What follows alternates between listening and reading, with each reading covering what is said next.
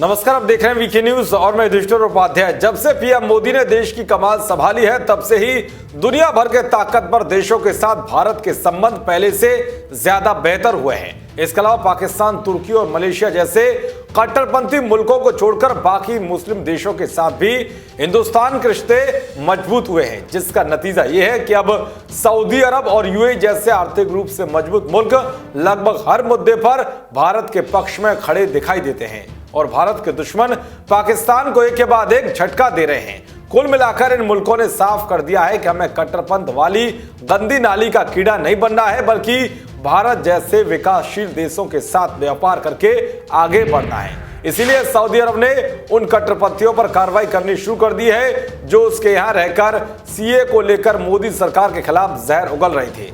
दरअसल सऊदी अरब ने बड़ी संख्या में भारतीय मूल के उन लोगों को वापस हिंदुस्तान प्रत्यार्पित करने का फैसला लिया है जो खाड़ी मुल्क में रहते हुए सीए के खिलाफ विरोध प्रदर्शन में हिस्सा ले रहे थे।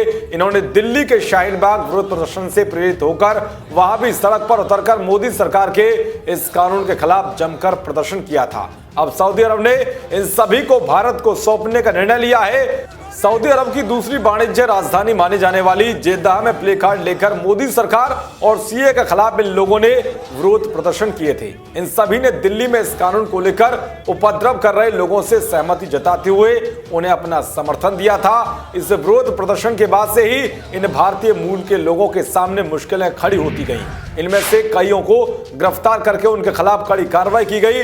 उन पर मुल्क के नियम कायदे का उल्लंघन करने के आरोप लगाए गए, साथ ही उन पर अवैध तरीके से भीड़ जुटाने का आरोप लगाया गया। इनमें से कईयों को वापस भारत प्रत्यार्पित किया जा चुका है। खाड़ी मुल्कों में विरोध प्रदर्शन को लेकर जीरो टॉलरेंस की नीति अपनाई जाती है। घेराव या भीड़ जुटाकर नारेबाजी को भी बर्दाश्त नहीं किया जाता। कुछ युवा प्रदर्शनकारियों का दावा है कि वो नियम कायदों से अनजान थे। कईयों पर तो सिर्फ इसलिए कार्रवाई की गई क्योंकि उन्होंने सोशल मीडिया के जरिए प्रोपेगेंडा फैलाने की कोशिश की थी।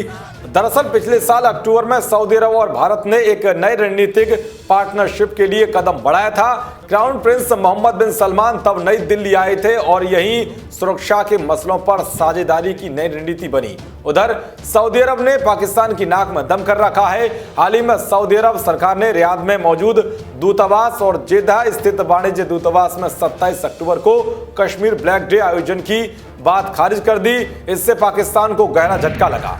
यहां तक कि जिस सऊदी अरब को पाकिस्तान अपना नजदीकी मुल्क बताता था, उसने एफएटीएफ की बैठक में पाकिस्तान के खिलाफ वोट किया, जिसके चलते पाकिस्तान ग्रे सूची में बना हुआ है और अब सऊदी अरब कश्मीर मुद्दे पर भारत का खुलकर समर्थन भी करता हुआ दिखाई दे रहा है। उधर यूएई ने पाकिस्तान समेत 13 कट्टरपंथी मुस्लिम देशों को बड़ा झटका देते हुए नए वीजा नहीं देने का ऐलान किया है, जिससे साफ है कि अब कट्टरपंथ को बढ़ावा देने वाले मुल्कों को सऊदी और यूएई किसी भी कीमत पर बर्दाश्त नहीं कर रहे हैं। देश और दुनिया की तमाम खबरों को पाने के लिए देखते रहिए वीके न्यूज। नमस्कार।